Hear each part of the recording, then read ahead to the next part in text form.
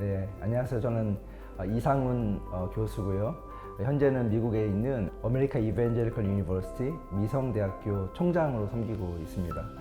그리고 미카라고 하는 단체, 미셔널 처치 얼라이언스라고 하는 단체를 세우고 또 대표를 맡고 있고요. 최근에 한국에서 일어나고 있는 프레시 무브먼트의 공동 대표로 있습니다. 네, 선교적 교회에 대해서 이해하기 위해서는 교회의 본질이 무엇인가라고 하는 질문으로부터 이어져야 될 것 같습니다. 그동안 한국 교회에서 선교에 대해서 굉장히 열심을 냈고 또 많은 사역을 해왔는데 또 다른 측면에서 볼 때는 선교를 하나의 프로그램으로 여기면서 교회의 어떤 본질적인 측면과는 좀 멀어진 관점이 있습니다. 근데 선교적 교회는 하나님께서 선교하신 하나님이라고 하는 사실을 깨닫고 또 교회가 어떻게 하나님께서 행하시는 선교에 참여할 수 있을 것인가를 고민하면서 교회의 본질로서 선교적 사명을 붙잡고 또 거기에 몰입하는 그런 교회라고 이야기할 수 있을 것 같아요. 이제까지 우리가 선교를 해외 선교 또 지리적인 측면 또 선교를 감당하는 소수의 사람들의 어떤 특수한 사역으로 여겨왔다면 선교적 교회는 교회의 부르심 또 특별히 교회를 이루고 있는 모든 교회 구성원들의 부르심과 연관성이 있다고 볼 수가 있을 것 같아요. 즉 예수님께서 제자들을 부르시고 그 제자들에게 모든 제자 삼는 사명에 대한 것을 위임을 해주셨잖아요. 근데 그것이 12제자에게만 해당되는 사항이 아니라 오늘날 예수를 믿는 모든 성도들에게도 부여된 동일한 사명이라고 하는 것을 깨닫고 그런 측면에서 보면 오늘날 교회를 다니고 있는 성도 한 사람 한 사람이 선교적 존재로서 부르심을 받았고 또 선교적 사명을 살아야 된다고 하는 그런 당위성이 성립이 되는 것이죠. 그런데 한국 교회는 사실 이제까지 교회를 세워가고 또 사역을 해가면서 성도들이 선교적인 그런 DNA를 가지고 선교적 존재로서 살아가게끔 했는가라고 하는 질문에 있어서는 좀 미흡한 점이 있었던 것 같아요.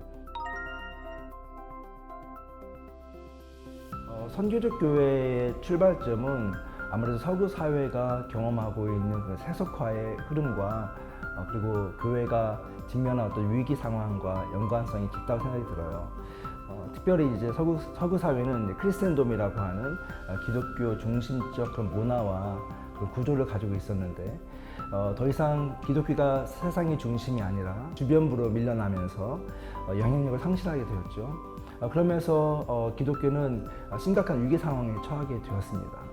교회란 무엇인가라고 하는 것을 다시 고민하게 되면서 다시 교회 재부흥과 갱신을 추구하기 위한 노력들이 많이 기울어지게 되었어요.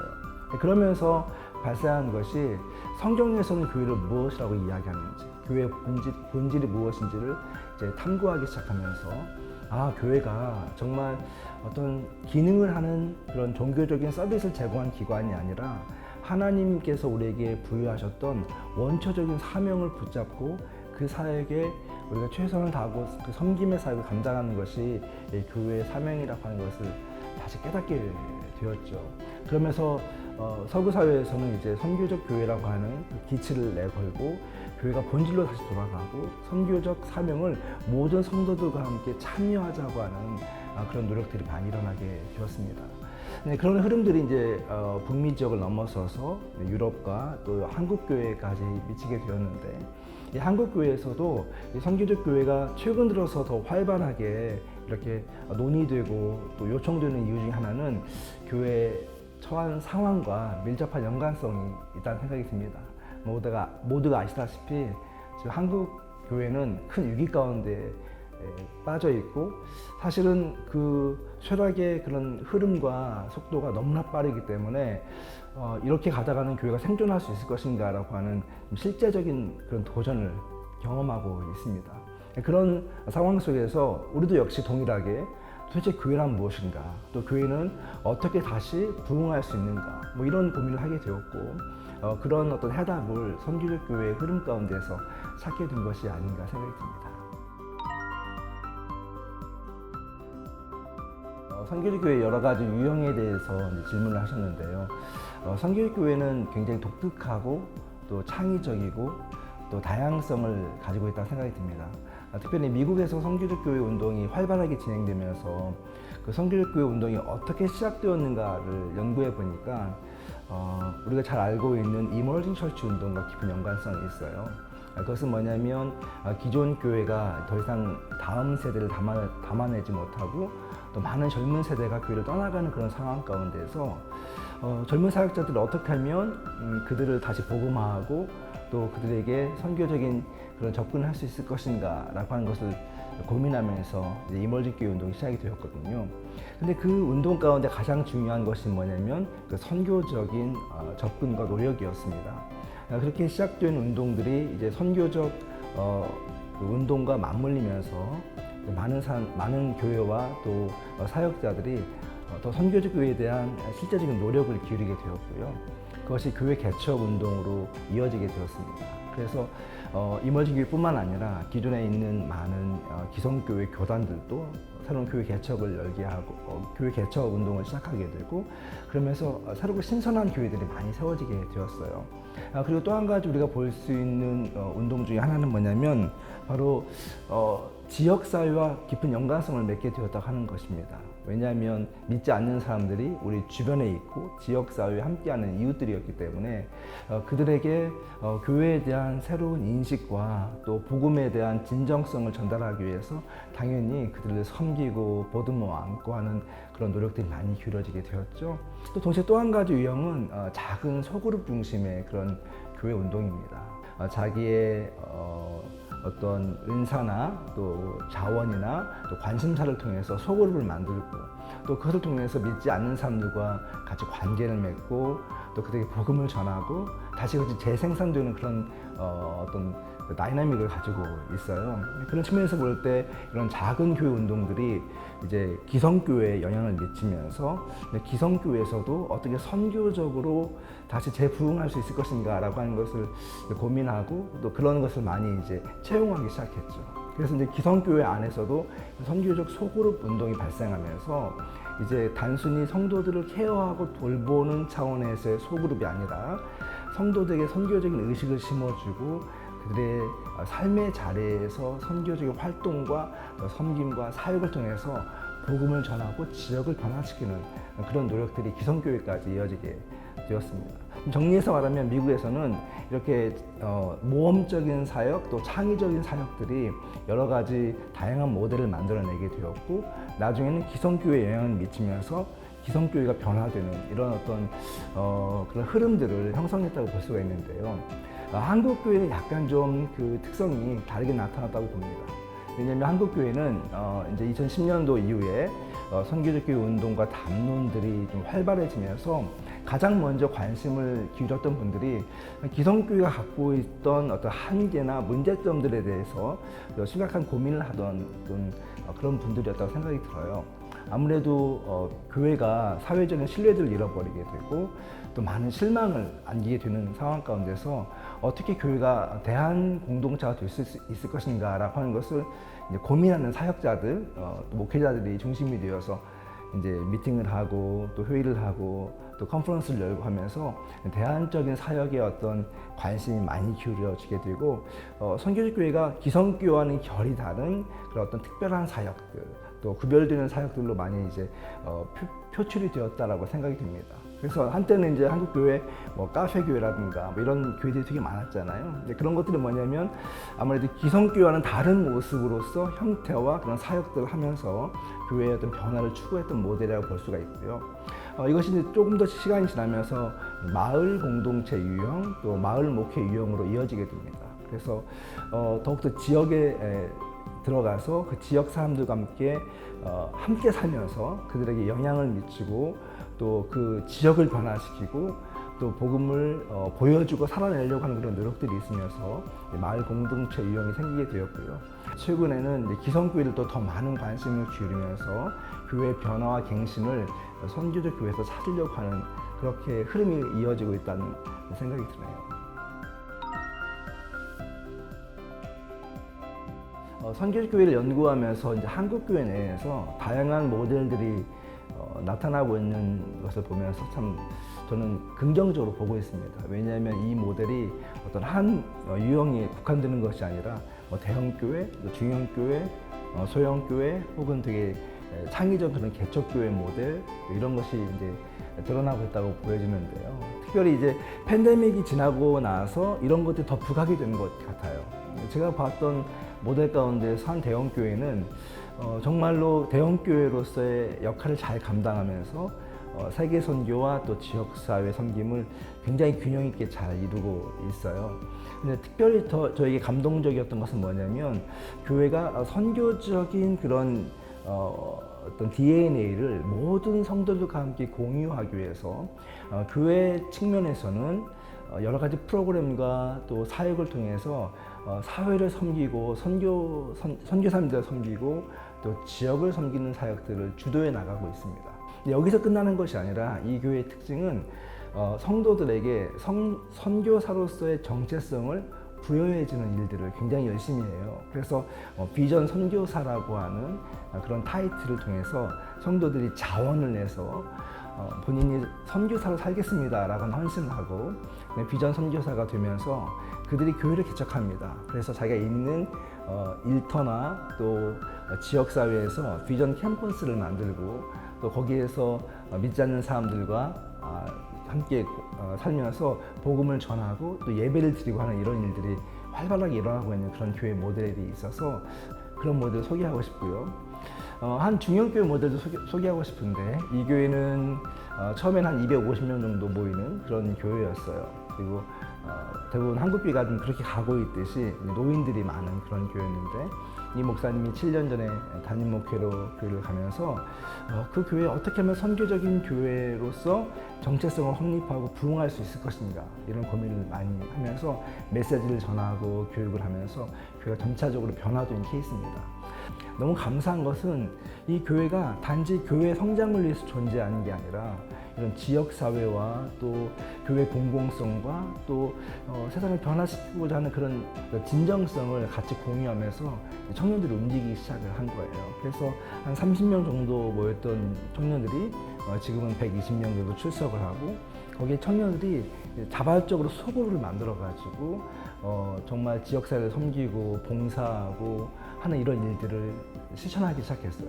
그러다 보니까 이런 DNA가 어른들에게 가는 거죠. 그래서 어른 성도들도 같이 도전을 받고 또 선교적 사명에 참여하게 되면서 교회가 지금은 750명까지 성장을 한 케이스가 있어요. 물론 이제 선교적 교회가 되어서 무조건 교회 성장을 이루는 것은 아니지만 어떻게 보면 이렇게 질적인 변화가 양적인 변화를 낳는 그런 좋은 모델이 아닌가 생각이 듭니다.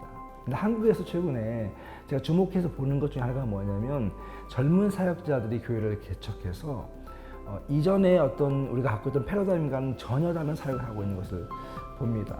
예를 들면 교회를 개척할 때 어떤 건물을 중심으로 해서 교회를 개척하고 또 사람을 불러 모으는 게 아니라 제자를 삼고 그 제자가 또 다른 제자를 낳게 하면서 실제적으로 성경에서 이야기하는 그런 사역들을 실천하고 있는데 어떤 교회들은 팬데믹 이전에 100명 모였던 교회가 팬데믹이 마치고 난 다음에 300명 이상 모이는 교회도 생기게 되었고요. 또 어떤 젊은 교회는 목회자와 성도들이 모든 대학 캠퍼스 앞에 교회를 개척하겠다고 하는 그런 비전을 가지고 사역을 시작하면서 지금 교회가 7년 되었는데 막 5개, 6개 교회 캠퍼스를 개척하고 또 그곳에 있는 사역자들과 성도들은 교회 개척을 위해서 스터디를 하고 모임을 계속 이어가고 있는 그런 교회도 있습니다. 그리고 다양한 그런 교회 모델들이 있고 또 어떤 교회들은 교회 선교적 소그룹을 만들어서 지역을 옮겨서 그 지역을 섬기고 그리고 청년들과 성도들이 매주 토요일이면 교회에 모여서 교회 운동장에서 믿지 않는 청소년들을 불러 모아서 같이 여러 클래스를 운영을 하고 또 그들을 섬기면서 학교에 가서 또 그들과 함께 멘토링을 하고 교육을 하면서 실제로 그 지역사회에 침투하고 다음 세대를 세워가는 그런 모델도 있습니다. 저는 이제 한국교회 선교적 교회 모델을 보면서 너무 다양하다. 그리고 우리가 아까 이야기했던 마을 공동체 그런 모델을 통해서 실제로 그 마을을 변화시키려고 하는 노력들도 있고요. 선교를 생각하면 항상 그 모델이 어디에서부터 나와야 되냐면 예수님으로부터 나와야 된다고 생각합니다. 예수님은 어떻게 보면 선교사의 모델이세요. 그러니까 하나님, 삼위일체 하나님이 선교의 하나님이라고 한다면 성부 하나님은 선교의 주창자가 되시고 성자 예수님은 선교의 모델이 되시고 그 실현자가 되시는 것이죠. 그리고 성령 하나님은 선교를 실제로 이끌어 가시는 동력이 되신다고 말할 수가 있을 것 같습니다. 우리가 예수님의 선교를 생각해 보면 예수님의 선교는 항상 우리 사람들과 세상을 깊이 관찰하시고 또 깊이 사랑하시고 또 깊은 관계를 통해서 선교를 이루어 가셨어요. 어떻게 보면 예수님의 선교 사역은 굉장히 과격하거나 공격적이지 않았습니다. 그분은 가난한 사람들을 보시고 불쌍히 여기셨고 또 그들의 삶을 보면서 그들의 어떤 필요가 있는지를 보셨고 또 그 필요를 예수님께서 이렇게 채워주시면서 때로는 위로하시면서 보듬어 주시면서 때로는 우시면서 예수님의 선교를 진행하셨던 것을 우리가 알 수 있잖아요. 오늘 한국교회 또 세계 선교를 보면서 한 가지 우리가 주의해야 될 것은 우리의 열심이 너무 지나쳐서 우리가 복음을 전해야 줄 대상자들에 대한 문화와 또 그들의 생각과 그들의 삶의 정황을 인식하지 못하고 할 때라는 생각이 듭니다. 결국 우리가 정말 선교적 교회가 되려면 가장 중요한 것은 그들과 함께 거하는 것이거든요. 그들의 삶의 자리로 들어가서 그들과 함께 거하면서 또 그들과 깊은 관계를 맺고 또 그 관계가 빌드업이 되었을 때 신뢰도가 형성이 되는 거잖아요. 그 신뢰가 형성되는 과정 가운데서 가장 좋은 복된 소식을 전할 수 있는 찬스가 오는 거거든요. 그러니까 선교적 교회 사역은 바로 그런 과정을 통과해야 됩니다. 그 교회가 어떤 아젠다를 가지고 주도적으로 지역 사람들에게 일방적으로 선포하고 전달해 주는 것이 아니라 그들과 함께 거하면서 그들의 필요를 찾고 또 그들의 필요한 부분을 충족시켜 주면서 그러나 이것이 어떤 의도성을 가지고 있는 것이 아니라 진짜 하나님의 마음과 사랑을 가지고 그들과 함께 하려고 하고 그들을 정말로 위로하고 격려하고 또 진짜 복음을 전하고자 하는 그런 진정성이 있다면 선교적 교회의 사역은 어떻게 보면 더딜 수 있지만 파괴력을 갖게 될 것이고 또 굉장한 어떤 그런 하나님의 그런 선포적인 도구가 될 수 있는 확률이 높다고 생각이 듭니다. 이번에 한국교회 트렌드 2024 선교적 교회에 대한 조사 연구를 하면서 배운 게 하나 있습니다. 그것은 뭐냐면 한국교회 목회자들이 선교적 교회에 대한 관심이 되게 높아지고 있다고 하는 것이었어요. 약 500명의 목회자들에게 설문조사를 했을 때 30% 이상의 목회자들이 선교적 교회를 잘 알고 있다고 이야기했고 또 40% 이상의 목회자들이 선교적 교회를 어느 정도 알고 있다고 이야기를 했습니다. 그런데 한 가지 특이한 점은 뭐냐면 실제로 교회 현장 가운데서 선교적 교회에 대한 설교나 또 강의나 또 세미나나 훈련이나 이런 것들이 있는가, 또 선교적 교회를 실천하기 위해서 그런 선교적 구조를 가지고 있고 또 그런 사역을 행하기 위한 그런 공동체가 있는가라고 하는 질문을 했을 때는 그 비율이 굉장히 낮았습니다. 한 10% 미만이었던 것 같아요. 이런 괴리감이 있는 것이죠. 이것은 어떻게 보면 한국교회의 방향성을 알려주는 지표이면서 동시에 우리가 풀어야 될 과제가 무엇인가라고 하는 것을 우리에게 보여준다고 생각합니다. 즉 우리의 관심은 있지만 어떻게 선교적인 교회가 될 수 있을 것인가라고 하는 것에 대해서는 아직까지 우리가 정확한 그런 방향성이 없고 또 길잡이가 없는 현실인 것 같고요. 또 동시에 목회자들과 또 성도님들은 선교적 교회에 대한 좀 더 깊은 성찰과 또 연구와 또 노력이 필요한 것 같아요. 그런 점에서 볼 때 우리 학자들이나 아니면 이런 리더 그룹에서는 선교적 교회에 대한 좀 더 풍성한 자료를 제공해주고 또 가이드를 줄 필요가 있고요. 또 목회자들은 이것을 개념적으로만 아는 것이 아니라 실제 우리 교회 현장에 어떻게 실현할 수 있을 것인가라고 하는 그런 방법들과 그런 길들을 찾아가는 노력들이 함께 이루어져야 된다는 생각이 듭니다. 또 한 가지 고무적인 내용 중에 하나는 뭐였냐면 이렇게 어려운 상황 가운데서도 선교적 교회를 지향하고 있다고 하는 비율이 되게 높았어요. 특별히 최근에는 중대형 교회들은 거의 90% 이상이 우리 교회는 선교적 교회를 지향하고 있다고 이야기하고 있어요. 이것은 뭐냐면 앞으로 한국 교회의 어떤 방향성이 굉장히 크게 선교적 교회 물결이 올 것이라고 하는 것을 암시하는 내용이라는 생각이 들거든요. 즉 어떻게 보면 우리가 이제 선교적 교회를 향해서 나아가고 선교적 교회의 어떤 흐름 가운데서 사역을 한다고 하는 것은 굉장히 보편화될 일이라고 하는 것인데 특별히 이런 선교적 교회에 대한 열망이 높아지고 관심이 높아지고 또 그런 지향성을 가지고 있을 때 정말 우리가 좀 균형 잡힌 선교적 교회 운동을 펼치면 좋겠다는 생각이 듭니다. 무슨 말이냐면 많은 경우 한국 교회에서는 선교적 교회를 지역사회 또 로컬로 한정지어서 생각하는 경우가 되게 많습니다. 실제로 성경에서 이야기하는 교회의 본질은 예수님이 말씀하시는 예루살렘과 온 유대와 사마리아와 땅끝까지 이르러 내 증인 되라고 하는 그 대유임령과 연관이 되어 있거든요.